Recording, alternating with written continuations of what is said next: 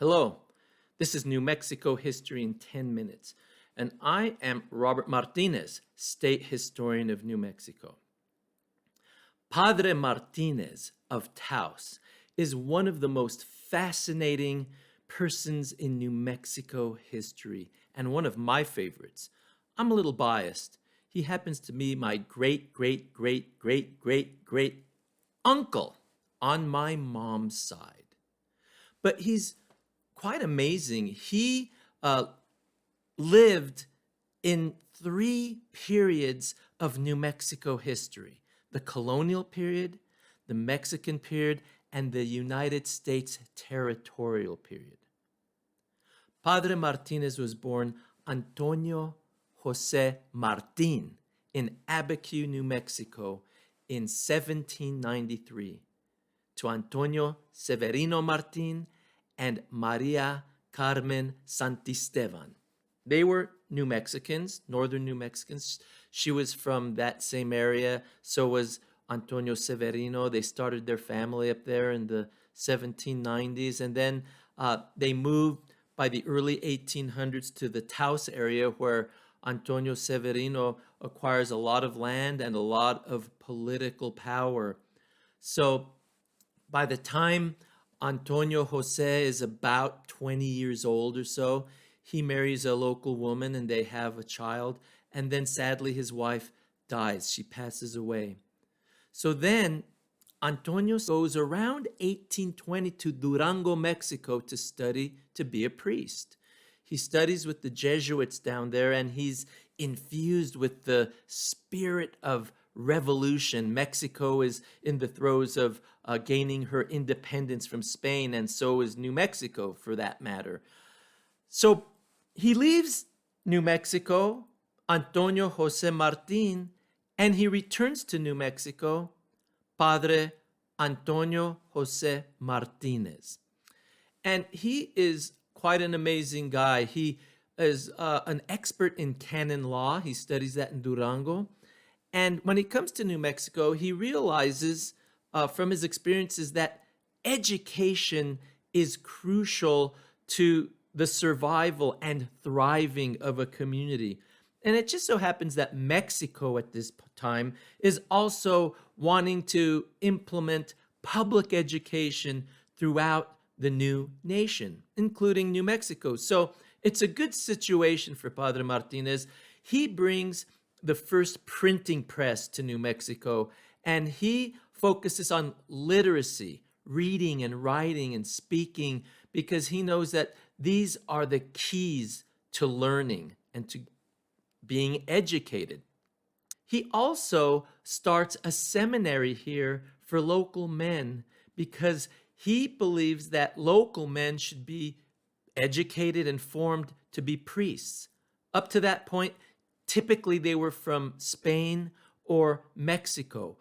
During the colonial period, we had one native New Mexican priest, Santiago Roybal.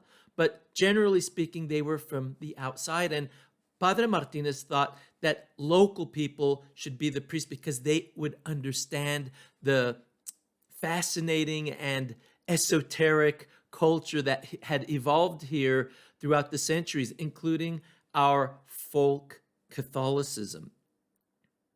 Padre Martinez was also an advocate for the local brotherhood of penitentes, los hermanos penitentes, that had also evolved in New Mexico in the early 1800s as a reaction to the shortage of priests and the conflict between Franciscans and diocesan priests that often left Pueblo people and Nuevo Mexicanos neglected spiritually. Also, what I find fascinating about Padre Martinez was he was one of the political priests of New Mexico and Mexico. When New Mexico became connected to Mexico in the South politically, as the new nation was created in 1821, typically outlying areas, whether it was Nuevo Mexico or Texas, California, or Chihuahua, Michoacan, Oaxaca, all these different regions of Mexico, they would send representatives to the political centers of Mexico, whether it was Chihuahua or Mexico City, to represent their region. New Mexico, again, was not a state. We were a territory, but nonetheless, we were intensely connected to Mexico politically.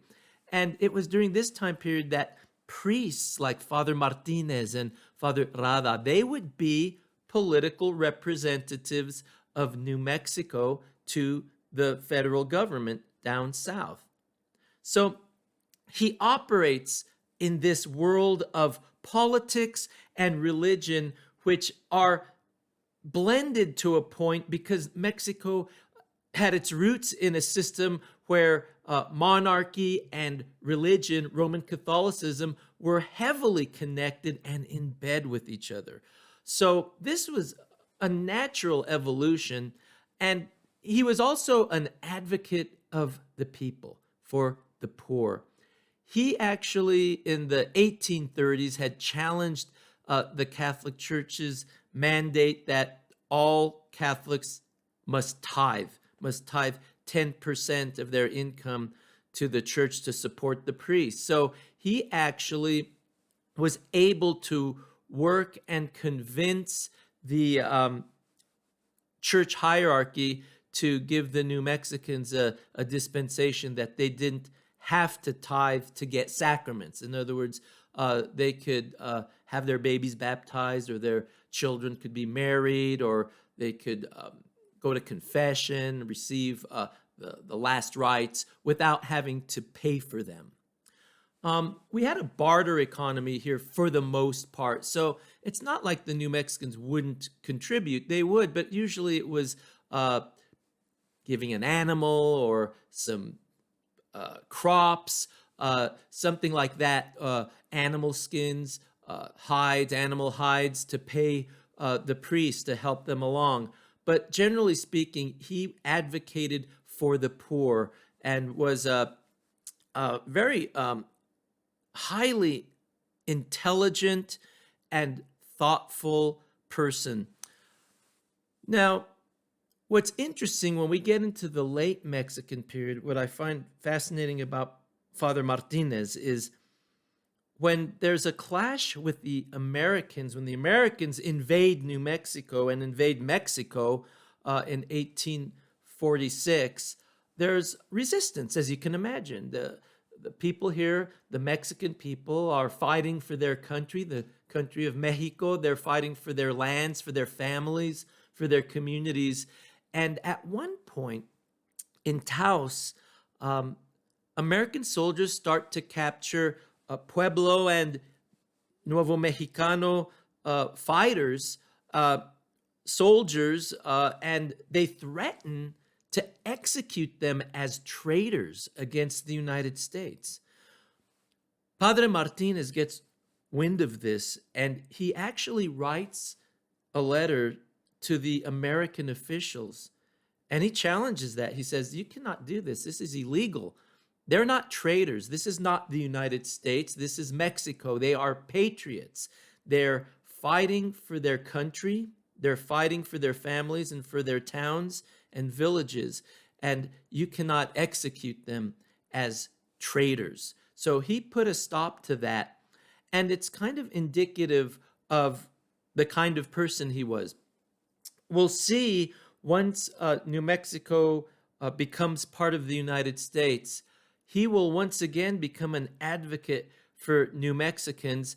He will still stay very political, but it's not just in the territorial government that he's political. It will be in a clash with the hierarchical Roman Catholic Church when New Mexico is finally appointed a bishop in 1850.